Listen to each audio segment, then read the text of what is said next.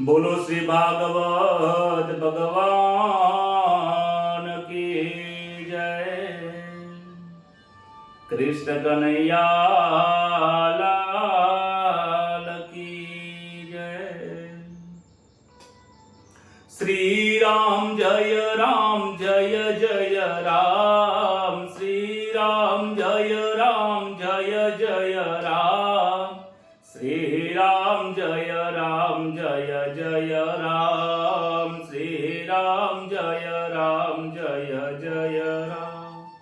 रघुपति राघव राजा राम। पतित पावन सीताराम। श्री राम जय जय राम। श्री राम जय जय राम। बोलो श्री कृष्ण कन्हैया लाल की जय। करारविंदे न पदारविंदम। मोखारविंदे विनवेशयन्तम्। वटस्य पतरस्य पुटे शयानम्। बालं मुकुन्दं मनसा स्मरामि। श्रीकृष्ण गोविन्द हरे मुरारे। हे नाथ नारायण वासुदेव।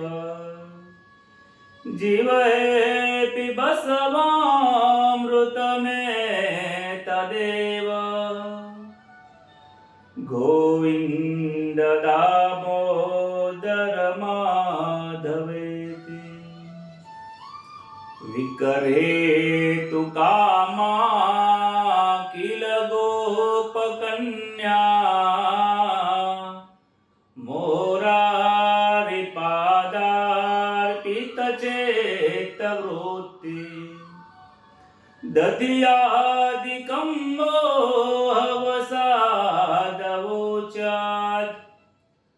गोविन्द दामोदर माधवेति। गृहे गृहे गोपवधू कदम्बा। सर्वे मिलित्वा समवाप्य योग्यम्। पुण्यानि नामानि पठन्ति नित्यम्। गोविन्द दामोदर माधवेति। सुखं शयनानिलये निजेऽपि। नामानि विष्णोर्प्रवदन्ति मर्त्या। ते निश्चितं तन्मयतां व्रजन्ते। बोलो गोविन्द दामोदर माधवेति। जीवहे सदैवं भज सुन्दराणि। नामानि कृष्णस्य मनोहराणि। समस्त भक्तार्तिविनाशनानि। गोविन्द दामोदर माधवेति। सुखावसाने इदमेव सारम्। दुःखावसाने इदमेव ज्ञेयम्। देहावसाने इदमेव जाप्यम्।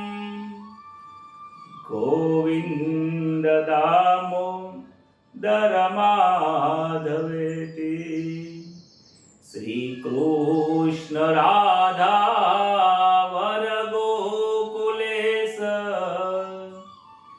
ગોપાલ ગોવર્ધનનાથ વિષ્ણુ જીવ હે પિબસવામૃતમે તદેવા ગોવિંદ દામોદર માધવેતિ જીવ હે રસગણે ભજ સુંદરાને સત્યમ હિતમ ત્વામ પરમાં વદામિ આવર્ણયેથા મધુરાક્ષરાને ગોવિંદ દામોદર માધવેતિ ત્વામેવ યાચે મમ દેહી જીવે સમાગતે દંડધરે કૃતાંતે વક્તવ્યમેવં મધુરાં સુભક્ત્યા ગોવિંદ દામોદર માધવેતિ ગોવિંદ દામોદર માધવેતિ બોલો શ્રી ભાગવત ભગવાન કી જય. વક્રતુંડ મહાકાય સૂર્યકોટિ સમાપ્રભમ નિર્વિઘ્નં કુરુ મે દેવ સર્વકાર્યેષુ સર્વદા. ગુરુર્બ્રહ્મા ગુરુર્વિષ્ણુર્ ગુરુર્દેવ મહેશ્વર ગુરુર સાક્ષાત પરબ્રહ્મ તસ્મૈ શ્રી ગુરુવે નમઃ. સચ્ચિદાનંદ રૂપાય વિશ્વોત્પત્યાદિહેતવે તાપત્રય વિનાશાય શ્રી કૃષ્ણાય વયં નમઃ. પ્રથમ નમો ગુરુદેવને લરી લરી લાગુ પાય માત પિતાને વંદન કરે કથા કહો દિન રાત. માત પિતાને વંદન કરે કથા કરો દિન રાત. હરિ ગુરુ સંત જનો સૌ આવજો કથા કહો મમ મતિ અનુસાર. પ્રેમ સ્વરૂપ શ્રી કૃષ્ણને સુનો ભાગવત મહાપુરાણ. પ્રેમ સ્વરૂપ શ્રી કૃષ્ણને સુનો ભાગવત મહાપુરાણ.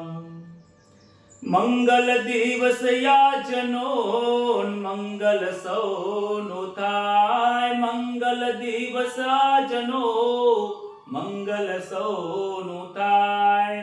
સૌ સંતો હરિભક્તોને દાસ જયસના પ્રણામ. સૌ સંતો હરિભક્તોને દાસ જયસના પ્રણામ.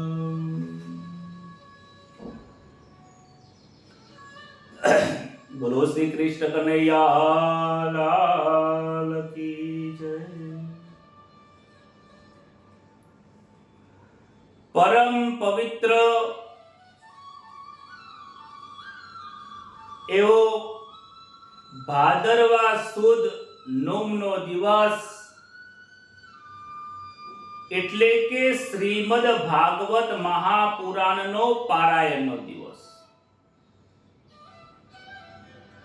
આજનો દિવસ એ ભાગવત મહાપુરાણ કથાનું શ્રવણ કરવાનો પ્રથમ દિવસ છે. આજનો દિવસ આનંદ કરવાનો દિવસ છે. આજનો દિવસ કરેલા દરેક પાપોમાંથી છૂટવા માટે નિવારણ કરવાનો ઉત્તમ દિવસ છે. આજનો દિવસ જે પિતૃઓ છે એમને મોક્ષ આપવાનો સૌથી મોટો દિવસ છે. ભાગવત મહાપુરાણની કથા જે જન સાંભળે છે એનું પણ કલ્યાણ થાય છે, જેને સંભળાવે છે એનું પણ કલ્યાણ થાય છે. આ એક જ એવી કથા છે કે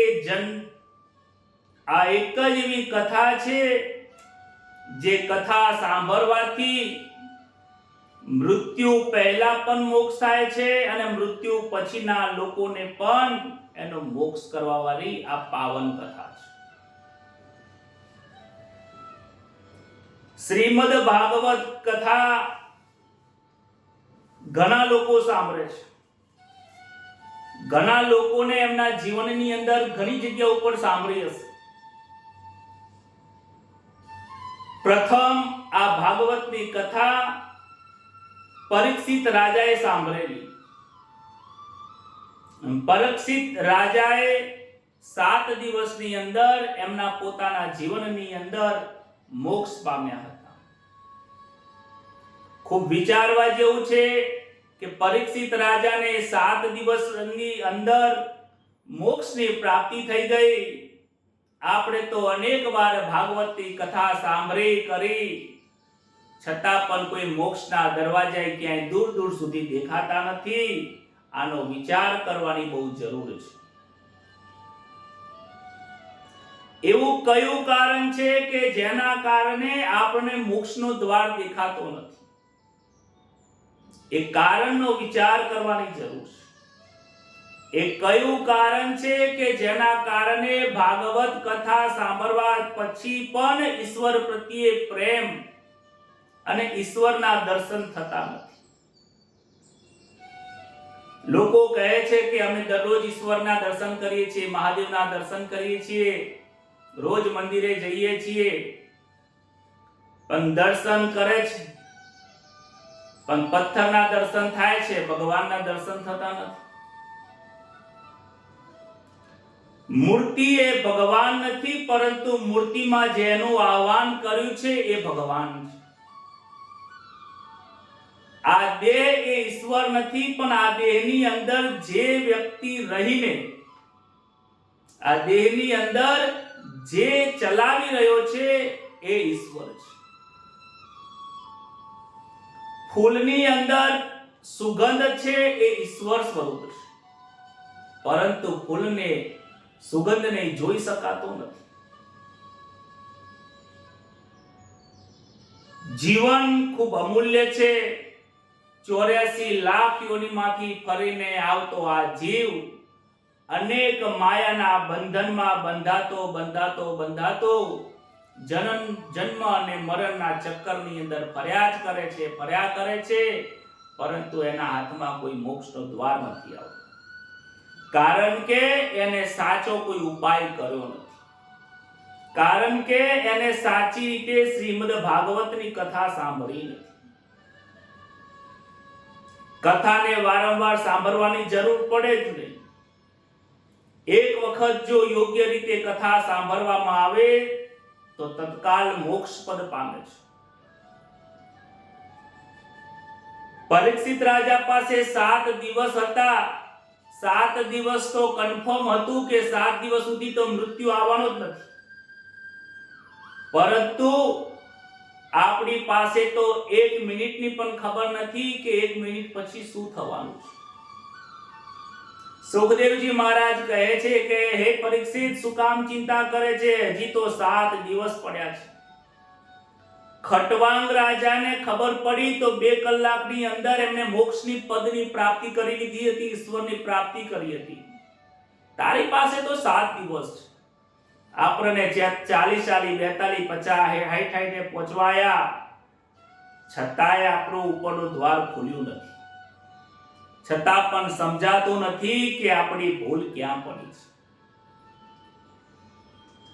આપણી ભૂલ આપણી સમજણમાં પડી છે. આપણી ભૂલ આપણી પાસે જ છે, પરંતુ આપણે એને શોધવાનો પ્રયત્ન કરતા નથી. જેમ જેમ ભાગવતની કથા દિન પ્રતિદિન વધતી જશે, આગળ વધીશું, તેમ તેમ આપણને ખબર પડશે કે આપણી ભૂલ ક્યાં ક્યાં પડી છે. દર્શનના ખૂબ મહત્વ ભાગવતની અંદર કયા છે? સપનાની અંદર ભગવાનના દર્શન થાય એ મધ્યમ દર્શન છે. કોઈ પથ્થરમાં ભગવાનના દર્શન થાય એ ગૌણ દર્શન છે, સામાન્ય દર્શન છે. પરંતુ ઉત્તમ દર્શન તો એને કહેવાય છે કે જન જનની અંદર ઈશ્વર દેખાય, કણ કણમાં ઈશ્વર દેખાય, દરેક પદાર્થમાં ઈશ્વરની ભાવના રખાય. આત્મા સૌ પરમાત્મા એ સૌ બોલે તો છે, પરંતુ એ વિચારીને વ્યવહાર કરવામાં આવે તો એને સાચા દર્શન કહેવાય છે. ગીતાજીમાં ભગવાને કહ્યું છે કે હે અર્જુન, તું જ્યાં જ્યાં જોવે છે, જ્યાં જ્યાં નજર નાખે છે, ત્યાં સર્વત્ર હું જ છું, મારા સિવાય બીજું કોઈ નથી. ભાગવત શાસ્ત્ર એ દર્શન શાસ્ત્ર છે. ભાગવત એ ઈશ્વરના દર્શન કરાવનારી કથા છે. પરમાત્માના દર્શન કરવા હોય તો ત્રણ સ્વરૂપ છે: સચ્ચિદાનંદ રૂપાય વિશ્વોત્પત્યાદિ હેતવે. સત, ચિત અને આનંદ, આ ત્રણ સ્વરૂપ એ પરમાત્માના છે. આજે સત્ય બોલે છે, પરંતુ ચિંતન સત્ય વસ્તુનું કરતો નથી. સત્ય એ પરમાત્માનું સ્વરૂપ છે, આનંદ એ પરમાત્માનું સ્વરૂપ છે, અને ચિંતન એ પણ પરમાત્માનું સ્વરૂપ છે. પ્રેમ એ પરમાત્માનું સ્વરૂપ છે. આ દરેક વસ્તુ આંખોથી જોઈ શકાય એવું નથી, પરંતુ સમજી શકાય એવી છે, અનુભવ કરી શકાય એવી છે. લોકો ચિંતન કરે છે, પરંતુ સત્ય વસ્તુનું ચિંતન નથી કરતા, એટલે આનંદ મળતો નથી. ચિંતન કરે છે તો સત્ય વસ્તુની ચિંતન કરતો નથી, એટલે આનંદ મળતો નથી. સત્ય વસ્તુને ખોરવા જાય છે, પરંતુ ચિંતન યોગ્ય કરતો નથી, એટલે આનંદની પ્રાપ્તિ થતી નથી. અને આજે તો લોકો આનંદને લેવા માટે, આનંદની પ્રાપ્તિ કરવા માટે અવરા માર્ગો ઢૂંઢે છે. લોકોને લાગે છે કે પૈસા કમાઈશ એટલે મને આનંદ થશે, પરંતુ એ જ પૈસા પ્રાપ્ત કર્યા પછી કોઈ નાની મોટી કોઈ તકલીફ આવી જાય તો એ જ પૈસા એને દુઃખદાયક બની જાય છે. ઇન્કમ ટેક્સની રેડ પડે તો એ પૈસા આપણને દુઃખદાયક બની જાય છે. સારું સારું ખાવાનું મળે, સારું પીવાનું મળે, સારા કપડાં મળે, મોટા મોટા બંગલા મળે, ધંધો મળે, પત્ની મળે, પતિ મળે, એટલે કે ટૂંકમાં સંસારનું સુખ મળે. જેટલું વધારે મળે એટલો આનંદ પ્રાપ્ત કરશે, આવું આ મનુષ્યના દરેક લોકોનું માનવું છે. પરંતુ આ જે તથ્ય છે એ યોગ્ય નથી, એ અયોગ્ય છે, ખોટું જ છે, સદાકાળ માટે ખોટું છે. કારણ કે સંસારનું આ જે સુખ છે એ બે આંખો ખુલી છે ત્યાં સુધી જ રહેશે. અરે બે આંખો ખુલી હોય ત્યાં સુધી પણ રહેતું નથી, એકાદ થોડા સમય પછી એ પણ છીનવાઈ જાય છે. કારણ કે એ અખંડ સુખ નથી. અખંડ સુખ પ્રાપ્ત કરવું હોય તો પરમાત્માના નામનો જપ કરવો પડે. અખંડ સુખ પ્રાપ્ત કરવું હોય, આનંદની પ્રાપ્તિ કરવી હોય તો સત એટલે કે ચૈતન્ય સ્વરૂપ પરમાત્માનું ચિંતન કરવું પડે. જે ચિંતન નરસિંહ મહેતાએ કર્યું, મીરાબાઈએ કર્યું, તુકારામે કર્યું, ભક્ત પ્રહલાદે કર્યું, જે સંતો થઈ ગયા એ બધા જ લોકોએ ભગવાનનું ચિંતન કરીને, પ્રભુનું ભજન કરીને ઈશ્વરની પ્રાપ્તિ કરી છે. ત્યારે જ એમને આત્મ સ્વરૂપની પ્રાપ્તિ થઈ છે. એમ ભગવાનની પ્રાપ્તિ થતી. નારાયણને ઓળખવાનું અને નારાયણમાં લીન થવાનું સાધન એટલે ભાગવતની કથા છે. જીવ એ નારાયણનો અંશ છે, એને મળી જવું જ એ આપણું લક્ષ્ય છે. આ જીવાત્મા પરમાત્મામાંથી વિખૂટો પડ્યો છે.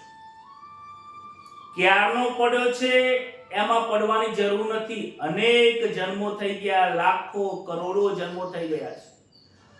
અને 84 લાખ યોનિમાં ભટકતો આજે આ મનુષ્યના દ્વારે આવ્યો છે. એમાં પણ આજના દિવસે પવિત્ર ભાગવત કથાનો પારાયણમાં આપણને બેસવાનો અધિકાર મળ્યો છે. વિચાર કરો, તમે કેટલું બધું છોડીને બેઠા છો. તમે આજે સંસારનું દરેક સુખ છોડી દીધું છે. સંસારના દરેક વિચારો છોડી દીધા છે. ગઈકાલે તમે આ સમય ઉપર શું કરતા હતા અને આજે તમે ભગવાનની કથા સાંભળવા બેઠા છો. તમને કદાચ ખ્યાલ નહીં હોય કે આજનો દિવસ તમારા કોટી જન્મોના પુણ્યના કારણે ઉદય થયો છે. નહીતર ગઈકાલે 9:30 વાગે જે કરતા હતા એ જ આજે કરતા હો. એટલે જ ભગવાન કહે છે, ત્યાગ વિના વૈરાગ્ય પ્રાપ્ત થતો નથી. જ્ઞાન માર્ગની અંદર સફળતા મેળવવી હોય, ઈશ્વરની ભક્તિ કરવી હોય તો ત્યાગ કરવો પડે છે, વૈરાગ્યની જરૂર પડે છે. લોકો કહે કે ત્યાગ કરવા માટે શું અમારે ઘર બાર છોડી દેવાનું? એ ત્યાગ નથી. તમે ઘર છોડીને જંગલમાં જશો તો ત્યાં ઝૂંપડી તો બનાવવી જ પડશે. ત્યાં પણ 2 ટાઈમ ભોજન જમવા માટે કાંઈ તો મહેનત કરવી જ પડશે. આપણે ઘણા સમાજમાં જોઈએ છીએ, ઘર છોડીને ભગવા ધારણ કરીને બહાર જાય, મોટા આશ્રમો બાંધી બેસતા હોય છે. તમે ક્યાંય પણ ચલા જાઓ, ક્યાંય પણ જતા રહો, પણ સંસાર તમને છોડવાનો નથી. આ સંસારમાં રહીને ઈશ્વરની ભક્તિ કરવાની છે. સંસારને બહારથી છોડવાનો નથી, સંસાર મનમાંથી છોડવાનો છે. ત્યાગ મનથી કરવાની જરૂર છે. જે સંતો થઈ ગયા છે, જેમને પણ ઈશ્વરની પ્રાપ્તિ થઈ છે, એ દરેક લોકોને સંસાર છોડવાથી ભગવાનની પ્રાપ્તિ થઈ નથી, પરંતુ મનથી સંસારને છોડીને ઈશ્વરની પ્રાપ્તિ થઈ છે. જેને ઈશ્વરની પ્રાપ્તિ થઈ છે એ દરેક લોકો સામાજિક જીવનની અંદર પોતાના ધર્મ, પોતાની ફરજો નિભાવીને ઈશ્વરની પ્રાપ્તિ કરે છે. સુતજી કહે છે કે 7 દિવસ સુધી ભાગવતની કથા મેં પરીક્ષિત રાજાને જે સંભળાવી હતી તે મેં સાંભળી છે. નૈમિષારણ્યની જગ્યા ઉપર 88,000 ઋષિઓ ભેગા થયા છે અને ત્યાં સૌનકાદી ઋષિઓને આ સૂત પુરાણી એમને ભાગવતની કથા સંભળાવે છે. ભાગવતની કથા સાંભળવાનો મનમાં વિચાર આવવો એ બહુ ઉત્તમ વિચાર છે. બાકી તો ઘણું બધું સામાજિક કાર્ય છે જેનો વિચાર દરેક વ્યક્તિને આવતો હોય છે, પરંતુ ઈશ્વરની પ્રાપ્તિ કરવાનો વિચાર કોઈને જલ્દી આવતો નથી. એટલે સૂતજી કહે છે કે હે સૌનકાદી ઋષિઓ, આજે તમને જે વિચાર આવ્યો છે, જે કથા સાંભળવાની તમને અંદરથી પ્રેરણા થઈ છે, એ કરોડો જન્મના પુણ્યના પ્રભાવથી આજે તમને આજે આ સમયની પ્રાપ્તિ થઈ છે. 7 દિવસ સુધી પરીક્ષિત રાજાને સદગતિ પ્રાપ્તિ થઈ એ મેં મારા નજરની સામે જોયું. પરીક્ષિત રાજાનો ઉદ્ધાર થયો. આપણા સર્વનો ઉદ્ધાર થતો નથી. એનું કારણ આપણે આપણા મનની અંદર જરૂર વિચાર કરવો પડશે. કારણ કે પરીક્ષિત રાજાને 7 દિવસમાં મોક્ષ થઈ ગયો, આપણને 7 દિવસમાં મોક્ષ થતો નથી. એવાના 70 વર્ષ સુધી 50 વર્ષ સુધી પણ ઉંમર થવાય મોક્ષ થતો નથી. કારણ કે પરીક્ષિત રાજાને મૃત્યુનો ભય લાગ્યો હતો અને આપણને મૃત્યુનો ભય લાગતો નથી. બોલો રાધે રાધે. રાધે રાધે લખવું પડશે. જ્યાં સુધી આ જીવાત્માને મૃત્યુનો ભય લાગતો નથી ત્યાં સુધી પરમાત્માના દર્શન થતા નથી. જુઓ, જેસલ જાડેજાને મૃત્યુનો ભય લાગ્યો, જીવન બદલાઈ ગયું. પરીક્ષિત રાજાને મૃત્યુનો ભય લાગ્યો, જીવન બદલાઈ ગયું. કહેવાય છે કે ભય બિન પ્રીત નહીં. જ્યાં સુધી ભય ના લાગે ત્યાં સુધી પ્રીત થતી.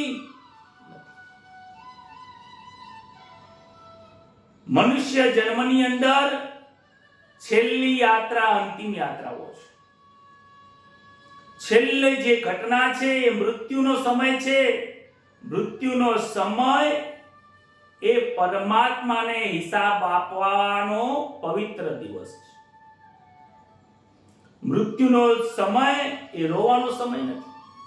મૃત્યુનો સમય કરેલા કર્મોનો હિસાબ આપવાનો પરમાત્માને એ મુખ્ય દિવસ છે. કારણ કે વિચાર કરો, 31મી માર્ચ આવે, માર્ચ એન્ડિંગ આવે ને એટલે સરકારને હિસાબ આપવાનો દિવસ આવે. દરેક લોકો નોકરિયાતો કંપની બધા બીજી થઈ ગયા હોય, કારણ કે હિસાબ આપવો પડે, દર વર્ષે આપવો પડે. વિચાર કરો, દર વર્ષે હિસાબ આપવાનો હોય છતાં પણ 1 મહિનો લાગી જાય છે, સાચો હિસાબ નથી આપી શકતા. આપણે તો આખા જન્મનો હિસાબ આપવાનો છે. જેટલા વર્ષ સુધી જીવ્યા છીએ તેટલા વર્ષ સુધી શું ખાધું, શું પીધું, શું કર્યું. ભગવાન પૂછશે કે હે જીવાત્મા, મેં તને આટલું આપ્યું, તેનો શું ઉપયોગ કર્યો? મેં તને હવા આલ્યું, પાણી આલ્યું, 2 આંખો આપી, 2 આંખોથી તે શું જોયું? મેં તને મુખ આપ્યું, આ મુખથી તે કેવા પ્રકારનું વચનનું પાલન કર્યું? આ કાન શ્રવણ કરવા માટે મેં તને આપ્યા હતા, તે આ શ્રવણ શું કરીને આવ્યો છે? આ 2 હાથ અને આ 2 પગ તને આપ્યા હતા, તું આ 2 હાથ અને આ 2 પગ વડે તું શું કરીને આવ્યો છે? અને તું કહે છે આઈ એમ સોરી. હવે તું કહે છે ભગવાન મારી ભૂલ થઈ ગઈ. તમે ભૂલો ના ભૂલનારા છો, પરંતુ યાદ રાખજો કે આજે કહેશો તો ભગવાન માની જશે.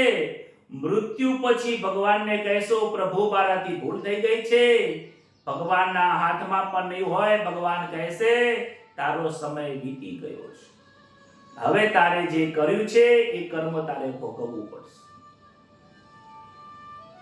ભાગવતની કથા અમર છે. આપણે ભગવાનને જે હિસાબ આપવાનો છે એ હિસાબની અંદર કંઈક સારો હિસાબ હોય. કોઈ ભૂલ ચૂક થઈ હોય તો એમાં લૂસાઈ જાય, કોઈ ભૂલ થઈ હોય તો આપણને ક્ષમા મળી જાય. જે થઈ ગયું એ થઈ ગયું. હવે જે બાકી રહ્યું છે એને સુધારવાના પ્રયત્ન માટેનો આજની આ કથાનો ઉત્તમ દિવસ છે. પિતૃઓને આ કથા સાંભળવાથી પણ એમને મોક્ષ થાય છે, પણ એ તો વિશ્વાસ મૂકવાની વસ્તુ છે કે પિતૃ આવશે, શ્રીફળમાં બિરાજમાન થયા છે અને એ કથા સાંભળે છે. વેદાંતમાં અને સિદ્ધાંતમાં વાત કરું તો આ ભાગવતની કથા આપણે સાંભળવાની છે. જો આજે આ ભાગવતની કથાનું શ્રવણ પૂર્ણ શ્રદ્ધા અને વિશ્વાસથી કર્યું હશે તો આપણા બાળકોને શ્રીફળ મૂકીને ભાગવતની કથા સાંભળવાનો સમય આવશે નહીં. બોલો રાધે રાધે. જય શ્રી કૃષ્ણ. વ્યાસ મુનિના આશ્રમની અંદર સૌપ્રથમ વ્યાસ મુનિએ ગણપતિ મહારાજનું આહ્વાન કર્યું છે. હે શ્રી ગજાનન મૂર્તિ તમારે આનંદકારે, લાગે બહુ પ્યારી, મૂર્તિ તમારી છે બલિહારી, ભાગવત લખ્યું બહુ બહુ વિચારી. ગણેશજીનું આરાધન કરે છે, ગણેશજીનો પ્રાગટ્ય થાય છે. વ્યાસ મુનિ ગણપતિ મહારાજને બે હાથ જોડીને પ્રાર્થના કરે છે, કહે છે કે મારે કોઈ સુંદર રચના કરવી છે, ભાગવત મહાપુરાણની રચના કરવી છે, પરંતુ હું રચના તો કરું પણ આ ભાગવત લખશે કોણ? કારણ કે મારા સંકલ્પ અને વિકલ્પોથી, મંત્રો અને ઉચ્ચારણથી ભાગવત તો પ્રાગટ્ય થઈ જશે, પરંતુ લખશે કોણ? ગણેશજી કહે છે ચિંતા કરશો નહીં વ્યાસ મુનિજી, હું આ ભાગવત લખવા માટે તૈયાર છું, પરંતુ મારી એક શરત છે. ભાગવત લખું તો ખરી, પરંતુ હું નવરો નહીં બેસી રહું, કારણ કે મારું વાહન ઉંદર છે.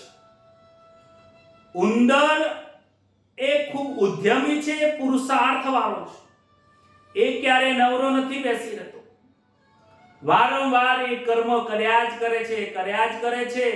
ગણેશજી કહે છે કે બહુ ઉદ્યમી છું, મને નવરું બેસી રહેવું ગમતું નથી. આજે લોકો ખૂબ નવરા બેસી રહે છે, કલાક બે કલાક સુધી મોબાઈલની અંદર, રીલોની અંદર સમય પસાર કરે છે.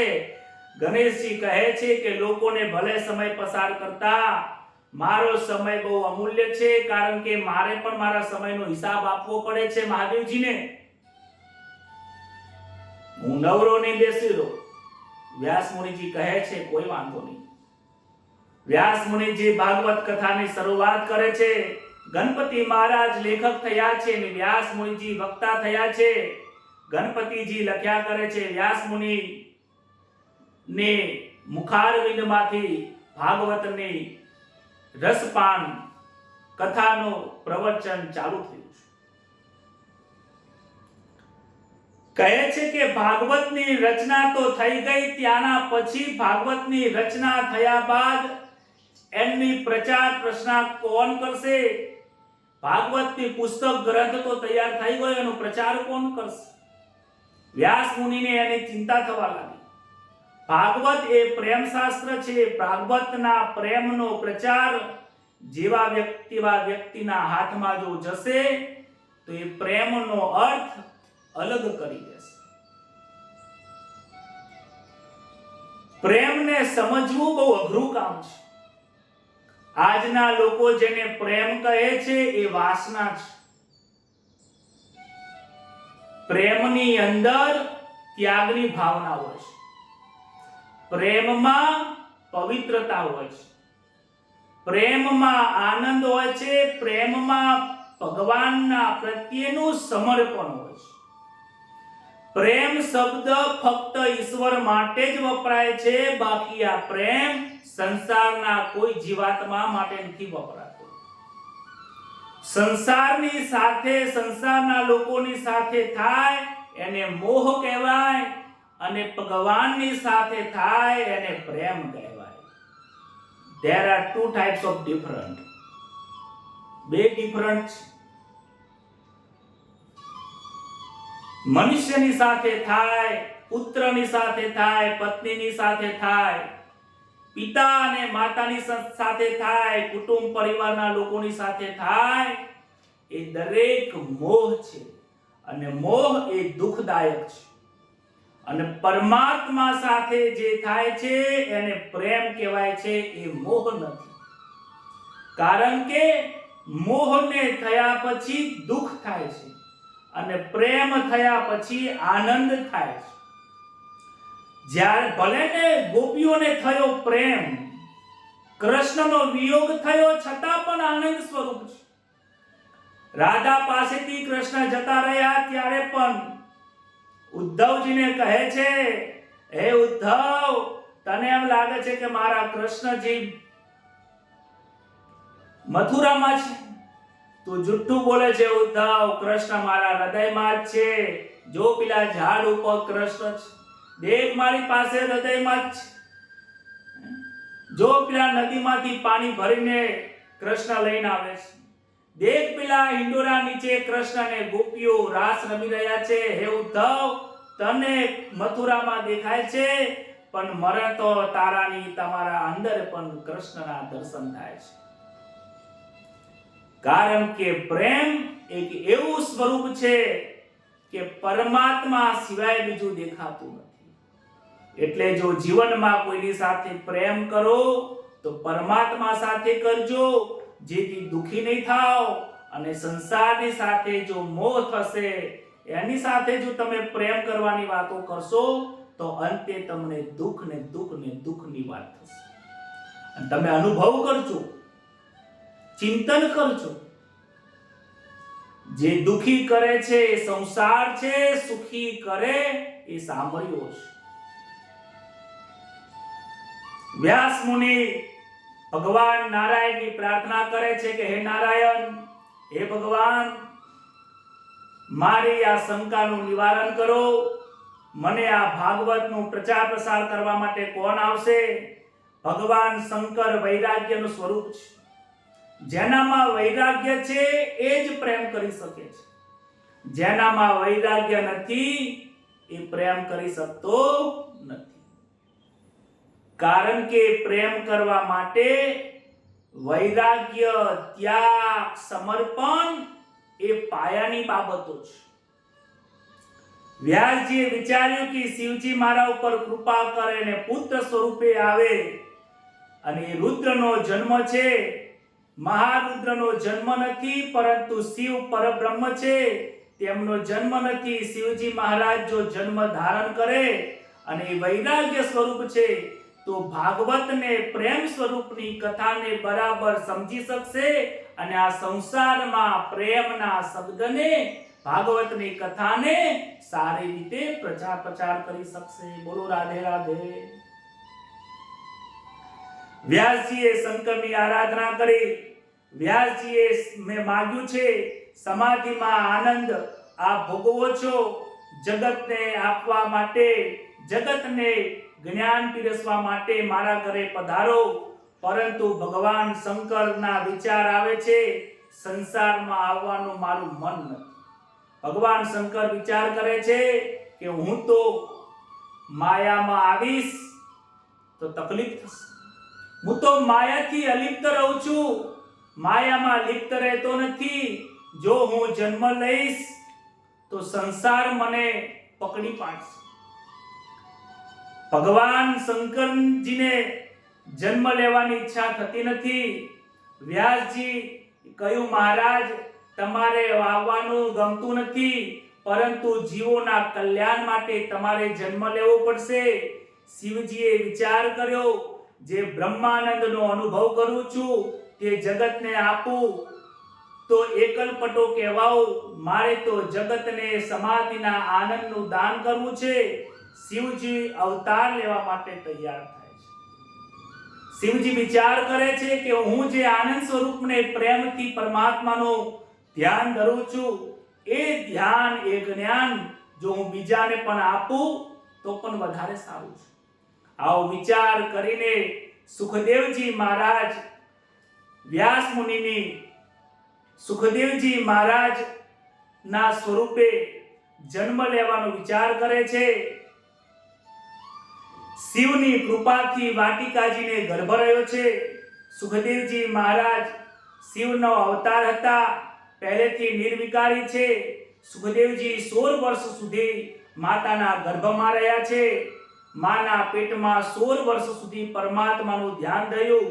વ્યાસજી કહે છે, બેટા, તમારી માતાને ખૂબ ત્રાસ થાય છે, તમે જલ્દીથી બહાર આવો. તમે કેમ બહાર આવતા નથી? 9 માસ તો ક્યાંના વીતી ગયા છે, 16 વર્ષ થઈ ગયા છે. સુખદેવજી અંદરથી જવાબ આપે છે, હજી તો હું સંસારની બહાર આવ્યો નથી, હજુ તો મેં જન્મ લીધો નથી, અને અત્યારથી તમે મને બેટા બેટા કહીને બોલાવો છો. અત્યારથી તમે માતા અને પિતાના બંધનમાં તમે મને બાંધવા માંગો છો. માને સંસારથી ભય લાગે છે, માયાથી બીક લાગે છે. સુખદેવજીએ કહ્યું, જે માયાથી બિલકુલ ફસાયા ના હોય, જે મુક્ત હોય, તે મને જો ખાતરી આપે તો હું બહાર આવું. તમે મને કહો છો, પરંતુ તમે જ મને બંધનમાં નાખો છો. બાળકનો જન્મ થાય ને ત્યારે એ બંધનમાં નથી હોતો, પરંતુ માતા અને પિતા જ એને આ સંસારના બંધનમાં નાખે છે. બેટા, આ માતા છે, આ પિતા છે, આ મારું છે, આ તારું છે, જોજે હો આ ડબ્બાનો નાસ્તો છે ને તું જ કરજે, કોઈને આપતો નહીં, બહુ મૂઘા ભાવનો નાસ્તો છે. આવું કોણ શીખવાડે છે?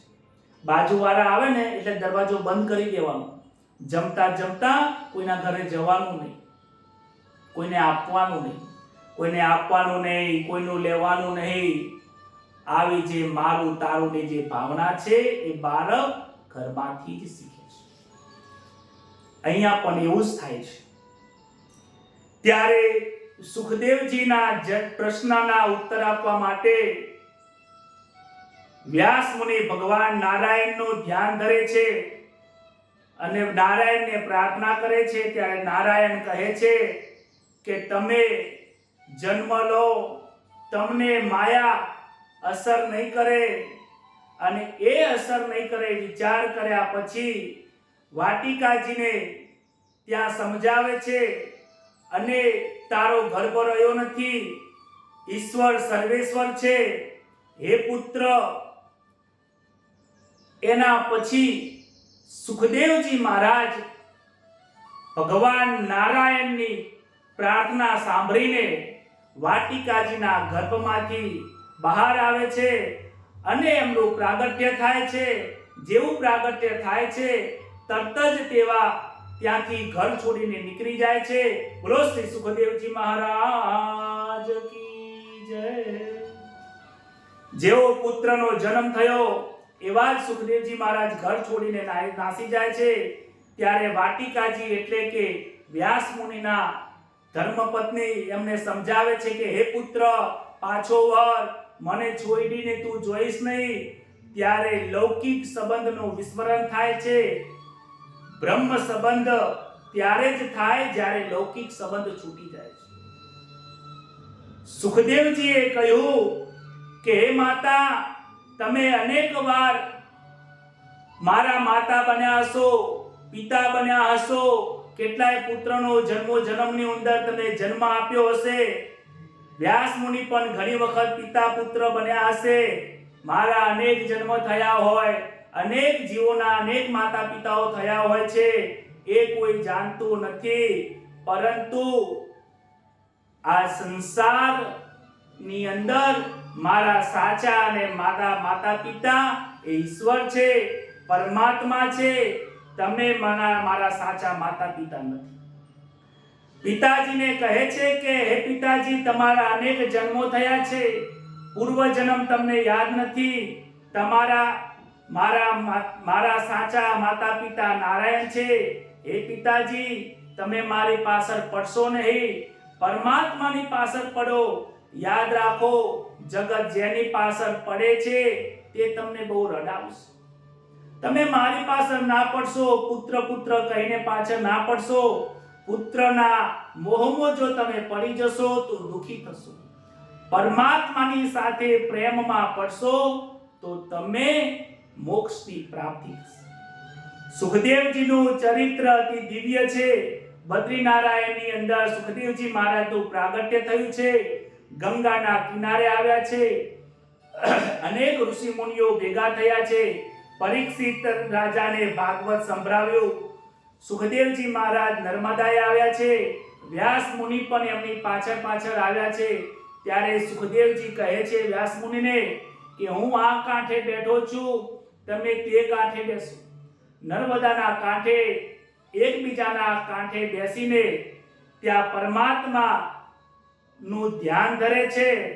સુતજીએ સુખદેવજીને પ્રણામ કરીને કથાનો પ્રારંભ કર્યો છે. એકવાર નૈમિષારણ્યની અંદર 88,000 ઋષિઓનું સત્ર થયું. આ કથા સાંભળવાની ઈચ્છા થઈ છે. કહે છે કે એવી કથા સંભળાવો કે શ્રી કૃષ્ણ પ્રત્યે અમારે ભક્તિ દ્રઢ થઈ જાય, શ્રી કૃષ્ણ પ્રત્યે અમારો પ્રેમ પ્રગટ થાય એવી કથા સંભળાવો.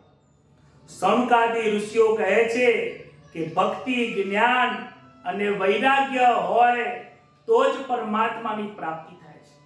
ભક્તિ હોય પણ જ્ઞાન ના હોય તો શું કરવાનું? ભક્તિ, જ્ઞાન અને વૈરાગ્ય વધારવા વાળી આ શ્રીમદ ભાગવતની કથા છે. ભક્તિ હોય પણ જ્ઞાન ના હોય તો એ ભક્તિ આંધળી છે, અને જ્ઞાન હોય પણ ભક્તિ ના હોય તો એ પાંગળી છે. ભક્તિ અને જ્ઞાન હોય પણ જો વૈરાગ્ય ના હોય તો એ પાખંડ છે, એ યોગ્ય શોભતી નથી ભક્તિ. માટે ભક્તિમાં જ્ઞાન અને વૈરાગ્ય ત્રણેય વસ્તુનો સમન્વય થાય તો જ પરમાત્માની પ્રાપ્તિ થાય છે. સૌનકાદી ઋષિઓ કહે છે કે અમારું જ્ઞાન વધે, વૈરાગ્ય વધે એવી અમને કથા કહો. સૌનકાદી ઋષિ કહે છે અમને ઠાકોરજી પ્રત્યે ખૂબ પ્રેમ કરીએ છીએ, ભગવાનની પ્રત્યક્ષ વાતો કરવી છે, શ્રી કૃષ્ણની સાથે અમારો પ્રેમ વધ્યો છે, એ કથા અમને સાંભળવાની બહુ ઈચ્છા થઈ છે. જ્યારે માગણી થાય ત્યારે લાગણી થાય છે. ઘણા આપણા શ્રોતાજનોનો મારા ઉપર ફોન આવેલો, મહારાજ 12 મહિના થઈ ગયા છે, હવે કથા કરો. ગઈ સાલ આપણે ભાગવત કથા કરી હતી, 1 મહિના સુધી ભાગવત કથા કરી, ત્યારબાદ રામાયણ કથા કરી, અધિક માસનું પણ આપણે શ્રવણ કર્યું, પિતૃ માસની અંદર આપણે ભજન કર્યા હતા, અને આ વખતે પણ આપણે શ્રીમદ ભાગવત કથાનો પિતૃઓના ઉદ્ધાર અર્થે આ શ્રીમદ ભાગવત કથાનું પારાયણ રાખ્યું છે. વિચાર કરો, લોકોના મનમાં ભાગવત વારંવાર સાંભળવાની અંદરથી પ્રેરણા પ્રગટ થાય છે. તમારામાં અને આ સૌનકાદી ઋષિઓમાં કોઈ ફેર નથી. જે સૌનકાદી ઋષિઓ છે એવા જ તમારા વિચારો છે. આવા વિચારો હંમેશા પકડી રાખજો. વક્તા જો શ્રોતામાં આવો હોય, વક્તા અને શ્રોતા બંને જો ભગવદની અંદર ઈશ્વર પ્રત્યે પ્રેમ હોય તો એ કથા ખૂબ શોભી રહી છે. સુતજી કહે છે આ કથા દિવ્ય છે. 7 દિવસ સુધી પરીક્ષિત રાજાને કથા સંભળાવી હતી.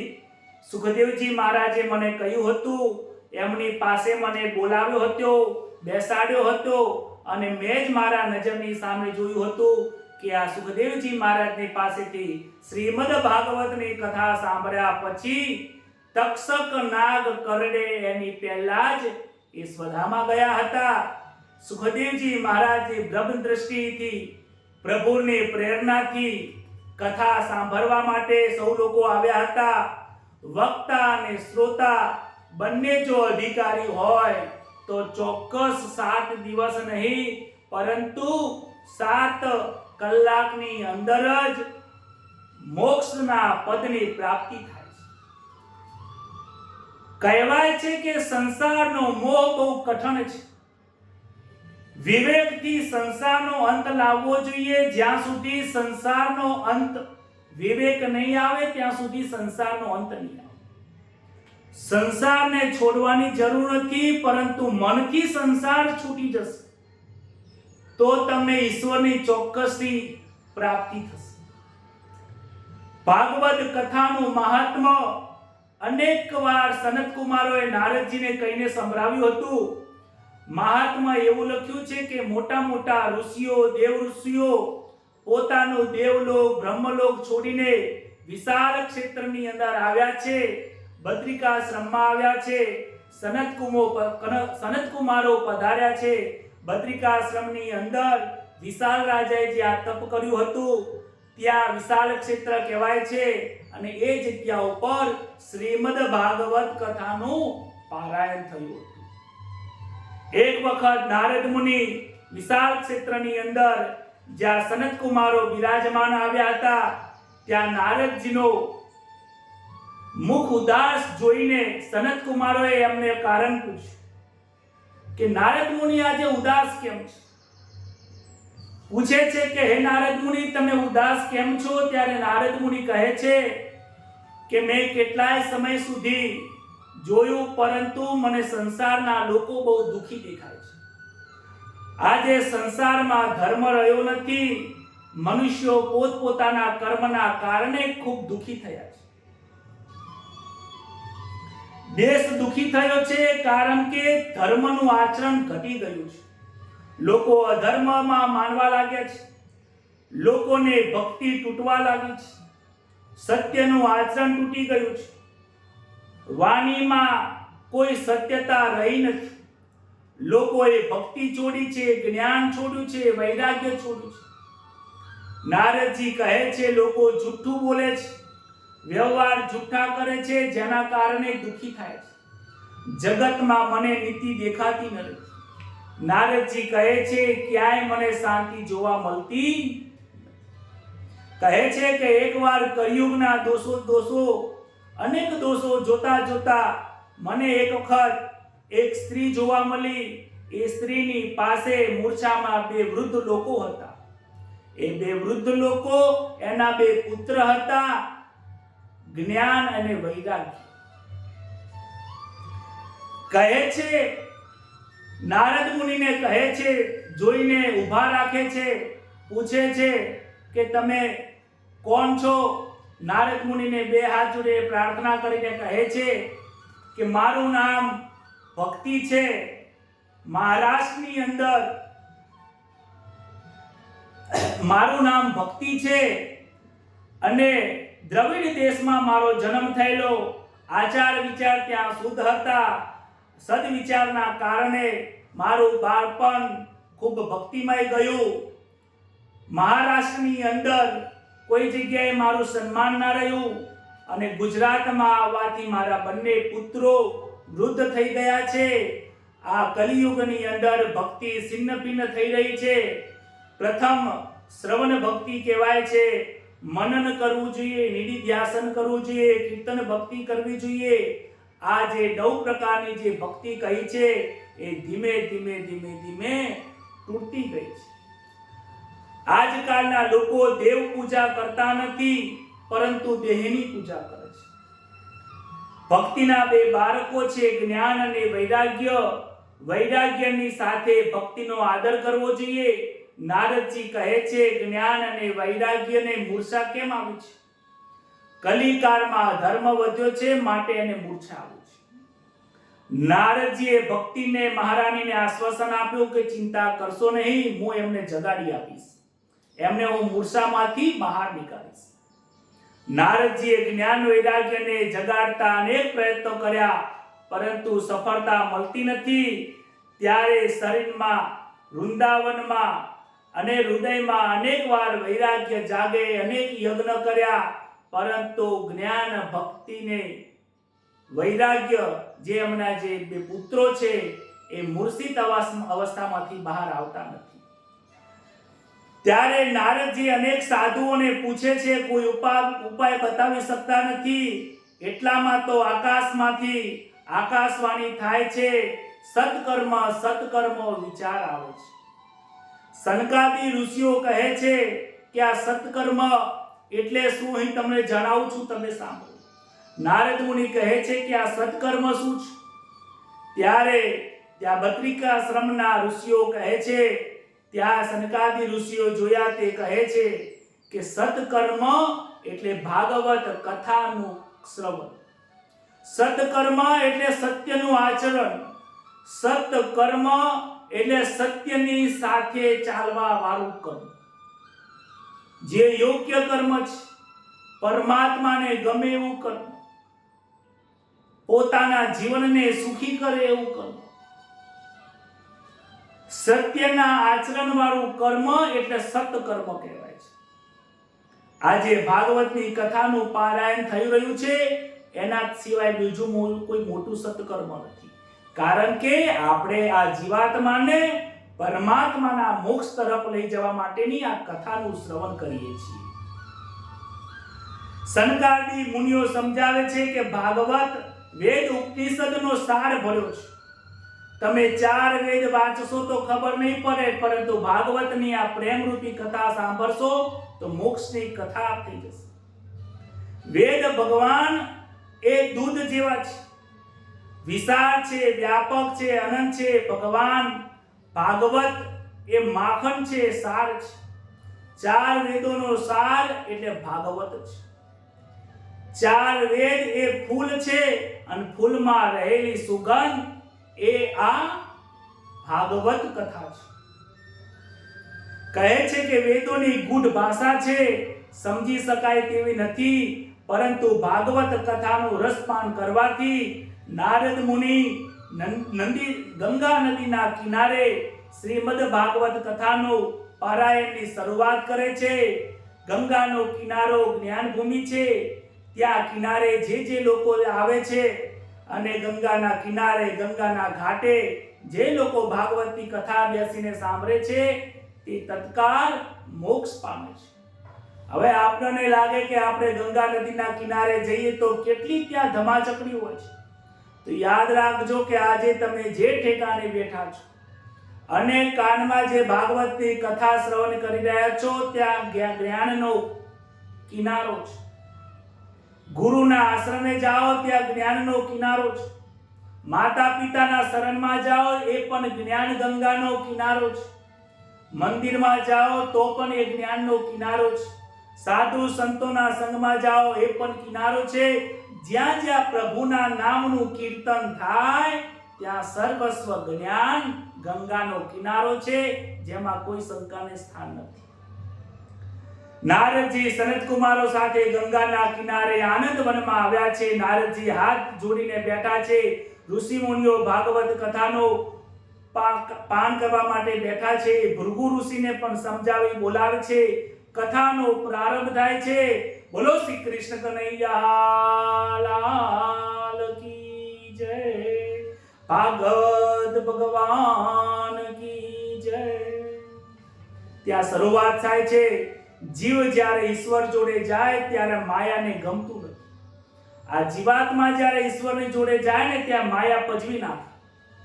આળસ આવે, ટીવી જોવાની ઈચ્છા થાય, કોઈ મહેમાન આવી જાય, અનેક પ્રકારના વિઘ્નો આવતા હોય, કોઈ તમને બોલાવા આવે. પરંતુ આ બધું છોડીને જે વ્યક્તિ આ ભાગવતની કથા છોડતો નથી એને જ ઈશ્વરની પ્રાપ્તિ થાય છે. ભાગવત કાન અને આંખોથી કહે છે, લોકો સાંભળે છે, પણ પરીક્ષિત રાજાએ આ કાન અને આંખોથી કથા સાંભળી નથી. આંખ અને કાન બે પવિત્ર રાખવા ખૂબ જરૂરી છે. આ કાનથી બધું સંભળાય છે, સારું સંભળાય, ખોટું પણ સંભળાય. આંખોથી સારું સંભળાય, ખરાબ પણ દેખાય છે, સારું પણ દેખાય છે. આંખ અને કાન જીવનમાં પવિત્ર રાખવા, કારણ કે ખોટી વસ્તુ જવાના આ બે મુખ્ય દ્વાર છે. જેવું દેખાય છે એવું શરીરમાં મનની અંદર મનન થાય છે. જેવું સંભળાય છે એવું મનન થાય છે. માટે સનકાદી ઋષિઓ કહે છે કે આંખ અને કાન પવિત્ર રાખીને આ કથા સાંભળવા બેસજો. સનકાદી મુનિ કહે છે કે ભાગવતમાં 18,000 શ્લોકો છે. 18 ની સંખ્યા પરિપૂર્ણ છે. નંદ મહોત્સવ જ્યારે થયો તે 18મો દિવસ, તેના શ્લોકો પણ 18 છે. 18 પણ મહાભારતના પર્વની સંખ્યા છે. ગીતાજીના 18 અધ્યાય છે. ખબર નહીં, પણ ગીતાજીમાં સ્થિત પ્રજ્ઞાના લક્ષણો પણ 18 છે. 18 નો આંકડો વ્યાસ મુનિને બહુ પ્રિય છે. 18 નો આંકડો આ વ્યાસ મુનિએ ખૂબ પકડી રાખ્યો છે. અને 18મા નંબરનું આ પુરાણ છે શ્રીમદ ભાગવત મહાપુરાણ. છેલ્લી જે પુરાણની શરૂઆત થઈ આ 18મા પુરાણ. અને આપણો જે મોબાઈલ નંબર છે એ પણ 8000 1000 છેલ્લે આવે 18. કારણ કે 18 નંબરનું બહુ મહત્વ છે. વ્યાસ મુનિને ખબર નહીં 18 નંબર કેમ પ્રિય છે. કારણ કે 18 નંબર જાણ્યા પછી બીજું કંઈ જાણવાની જરૂર નથી. ગીતાજીના 18 અધ્યાય ભણી લો, શીખી લો, સમજી લો, જીવનમાં ઉતરી જાય પછી જાણવાની જરૂર નથી. 18મા નંબરનું આ પુરાણ જો ભણી લઈએ પછી કોઈ ભણવાની કોઈ જરૂર રહેતી નથી. મહાભારતની 18 પર્વની જે કથા છે જો જીવનમાં ઉતરી જાય તો કોઈના જીવનમાં દુઃખ રહે નહીં. ભાગવત એ નારાયણનું સ્વરૂપ છે. ભાગવત એ જીવનના કલ્યાણ કરવા વાળી કથા છે. ભાગવત એ પ્રેમ, લક્ષ્ય અને ભક્તિનું કારણ બને છે. કથામાં અનેક પ્રકારના રસ આવતા હોય છે.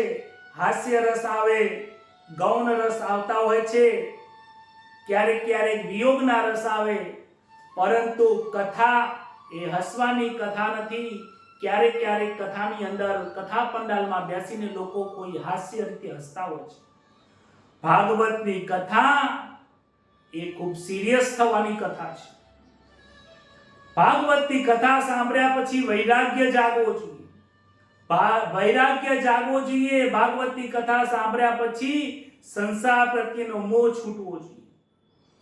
ભાગવતની કથા સાંભળ્યા પછી સંસારના દરેક સુખો તુચ્છ લાગવા જોઈએ.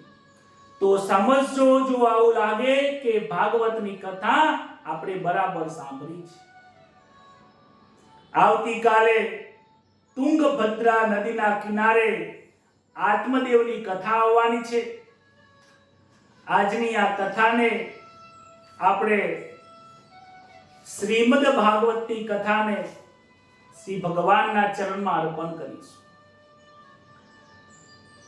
21 દિવસ સુધી શ્રીમદ ભાગવત મહાપુરાણની આપણી કથા ચાલવાની છે.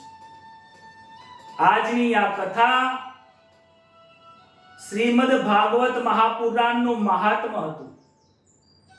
ભક્તિ વિના, જ્ઞાન વિના અને વૈરાગ્ય વિના ભાગવતની કથા પરિપૂર્ણ થતી નથી. તમે દરેક પૂરા પરિવારની સાથે દરરોજ 9:30 થી 10:30 કલાક સુધી આ ભાગવતની કથા સાંભળજો અને તમે તમારા ભવસાગરમાંથી પાર ઉતરશો, એ મને ચોક્કસ વિશ્વાસ છે. કારણ કે કોટી જન્મના પુણ્ય ભેગા થાય ત્યારે આપણને આ ભાગવત કથા સાંભળવાનો મોકો મળે છે. આપણી આ કથા પક્ષપાત રહિતની કથા છે.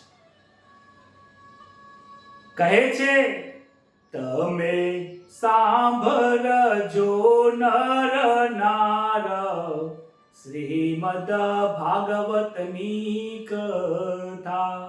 તમે સાંભળજો નર નાર કથા શ્રીમદ ભાગવતની.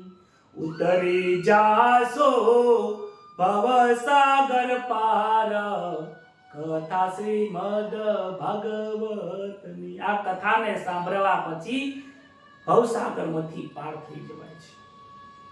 પરીક્ષિત રાજાને ભય લાગ્યો રે, રહ્યા દિવસ બાકી સા. પરીક્ષિત રાજાને ભય લાગ્યો છે, 7 દિવસ બાકી રહે છે. ભય બિન પ્રીત નવ થાય રે, હવે કરવો આપને વિચાર કથા શ્રીમદ ભાગવતની. તમે સાંભળજો નર નાર શ્રીમદ ભાગવતની કથા. પરીક્ષિત રાજાને ભય લાગ્યો તો એટલે તો 7 દિવસની અંદર એમને મોક્ષની પ્રાપ્તિ થઈ ગઈ. આપણને હજી સુધી ભય લાગ્યો નથી, કારણ કે જ્યાં સુધી આ જીવને ભય નહીં લાગે, ડર નહીં લાગે, મૃત્યુ દેખાશે નહીં, ત્યાં સુધી આપણને ભગવાનની પ્રત્યે પ્રીતિ થવાની નથી. એટલા માટે વારંવાર મૃત્યુને યાદ કરો, વારંવાર સ્મશાનને યાદ કરો.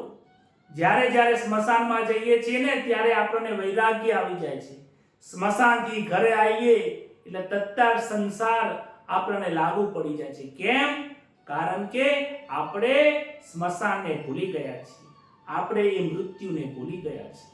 ડોંગરેજી મહારાજ કહે છે, ક્ષણે ક્ષણે, દિવસે દિવસે, પ્રતિ સમય યાદ રાખો કે આપણું મૃત્યુ આપણી સામે ઊભું છે. મૃત્યુને યાદ કરશો તો ક્યારે તકલીફ નહીં થાય. અનેક માત પિતા સુત નર નારી રે, તેનો હિસાબ છે. અનેક માત પિતા સુત નર નારી થયા રે, નથી તેનો હિસાબ. કોટી પુણ્યનો ઉદય થયો રે, કોટી પુણ્યનો ઉદય થયો રે, મળી તક ગુમાવશો નહીં આજ કથા શ્રીમદ ભાગવતની. અનેક વાર આપણે જન્મ થઈ ગયા, કેટલાને માતા બન્યા, પિતા બન્યા, પુત્ર બન્યા, પત્ની બન્યા, કેટલી વખત જન્મો જન્મથી થયા છે, ત્યાંનો કોઈ હિસાબ નથી.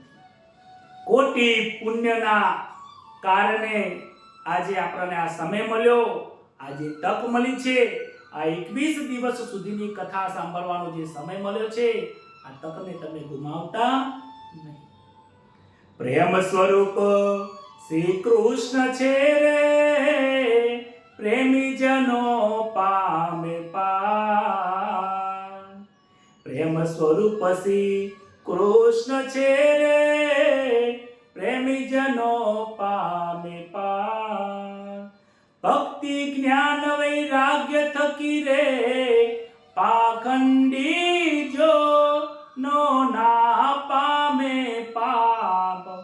સીતા શ્રીમદ ભાગવતની, પાખંડી જનોની ના પહોંચે ચાંચ શ્રીમદ ભાગવતની કથા. પ્રેમ સ્વરૂપ પરમાત્માની આ ભાગવતની કથા છે. કહે છે કે જેને પ્રેમ કર્યો હોય ને એ જ આ જાણી શકે.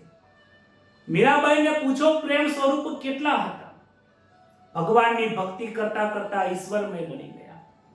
પ્રેમની વ્યાખ્યા પૂછો નરસિંહ મહેતાને, પ્રેમની વ્યાખ્યા પૂછો તુકારામને, પ્રેમની વ્યાખ્યા પૂછો પાનબાઈને પૂછો. એમના ભજન કીર્તન અને એમના શબ્દોને સાંભળો, મનન કરો તો ખબર પડશે કે ઈશ્વર પ્રત્યેનો એમનો પ્રેમ કેવો. મીરા બન ગઈ થનગટ નાચે.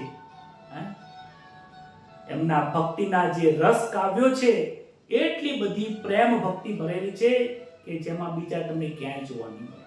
કારણ કે પરમાત્મા શ્રી કૃષ્ણ એ પ્રેમ સ્વરૂપ છે અને આ પ્રેમીઓની વાતો પ્રેમના લોકો જ જાણી શકે છે, બીજા લોકો સમજી શકતા નથી. ભક્તિ જ્ઞાન વૈરાગ્ય થકી રે, જેને ભક્તિ કરે છે, જેનામાં જ્ઞાન છે, ભક્તિ છે અને સાથે સાથે વૈરાગ્ય છે, એ લોકો જ આ પ્રેમ સ્વરૂપની ભક્તિ કરી શકે છે. બાકી પાખંડી હોય, તીલા ટપકા કરતા આવડતા હોય, ભપૂત લગાયેલું હોય, લોકો મોટા મોટા આશ્રમ બનાવ્યા હોય, લોકો પગે પડતા હોય, અનેક લોકો શિષ્યો બનાવ્યા હોય, તો કોઈ જો પાખંડીઓ હોય, આવા લોકો ભગવાનના પ્રેમ સ્વરૂપની ભક્તિને પાર પામી શકતા નથી. સંસારના લોકોની તાકાત નથી ઈશ્વર કૃષ્ણને સમજી શકે. કન કનમાં વસી રહ્યો રે, જન જનમાં જનાર્દન. કન કનમાં વસી રહ્યો રે, જન જનમાં જનાર્દન. કણ કણમાં વસી રહ્યો છે. કોણ નથી સમજતું?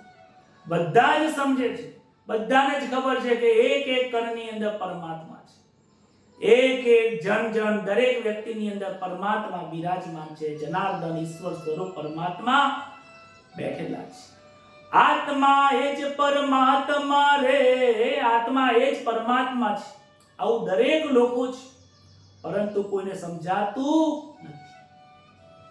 સમજાય છે તો સમજવું નથી, અને સમજવું નથી કારણ કે જો સમજી જાય તો અનુભવો મૂકવું પડે. કહે છે દાસ સમજે, દાસ જાય સમજો તો સુખ થાય. કથા શ્રીમદ ભાગવતની તમે સાંભળજો નર નાર. કથા શ્રીમદ ભાગવતની. એ દાસ જયેશ કહે છે કે આ જો વસ્તુ સમજાય અને સમજીને જો વ્યવહાર થાય તો સુખ થાય, તો આનંદ થાય, તો પરમાત્માની પ્રાપ્તિ થાય, તો જ આ શ્રીમદ ભાગવતની કથા સાચા સ્વરૂપે આપણે શ્રવણ કરી કહેવાય.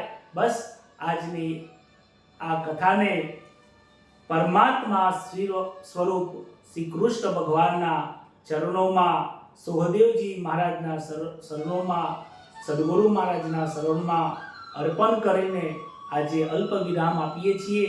આવતીકાલે ફરીથી આ કથાને આપણે પ્રગટ કરીશું. ત્યાં સુધી સૌને જય શ્રી કૃષ્ણ. હરે રામ રામ રામ સીતા રામ રામ રામ, હરે રામ રામ રામ સીતા રામ રામ રામ, સીતા રામ રામ રામ રાધે શ્યામ શ્યામ શ્યામ, સીતા રામ રામ રામ રાધે શ્યામ શ્યામ, હરે રામ રામ રામ સીતા રામ રામ રામ. શ્રી રામચંદ્ર ભગવાન કી જય, કૃષ્ણ કનૈયા લાલ કી જય, ભાગવત ભગવાન કી જય, પિતૃનારાયણ દેવ કી જય. નમઃ પાર્વતી પતયે, હર હર મહાદેવ.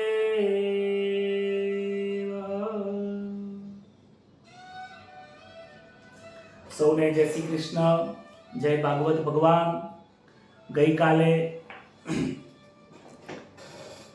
ગ્રુપની અંદર ઘણા બધા નવા લોકો જોડાયા છે. આજે પણ ઘણા બધા લોકો જોડાયા છે. દરેક લોકોનું હું સ્વાગત કરું છું. ગ્રુપના અંદર જેટલા લોકો બની શકે એટલા લોકોને એડ કરજો. આપણે તો આ ભાગવત કથાનું પારાયણ કરીએ છીએ, આનંદ કરીએ છીએ, પરંતુ બીજા લોકો પણ આ કથાનું શ્રવણ કરે. કારણ કે હાથ પકડીને કથામાં લઈને બેસાડવું એ પણ પુણ્યનું કામ છે. આજની કથામાં આવ્યું, કદાચ જો કોઈને ધ્યાનમાં હોય તો, કે ભૃગુ ઋષિ શ્રીમદ ભાગવત કથા સાંભળવા નતા આવ્યા, તો પણ એમને મનાવીને હાથ પકડીને એમને બિરાજમાન કર્યા કે તમે પણ નારાયણ સ્વરૂપ પરમાત્માની કથા સાંભળો. કારણ કે ભૃગુ ઋષિને વિષ્ણુ ભગવાન પ્રત્યે થોડો દ્વેષ ભાવના હશે કે કોઈ અલગ હશે. એ ભાગવત સાંભળવા નતા આવ્યા છતાં પણ એમને હાથ પકડીને બોલાવવામાં આવ્યા.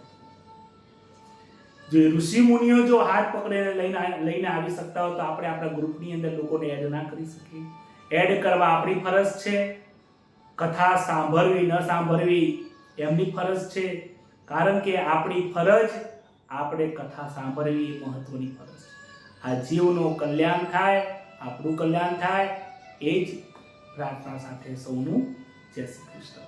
શુભરાત્રિ.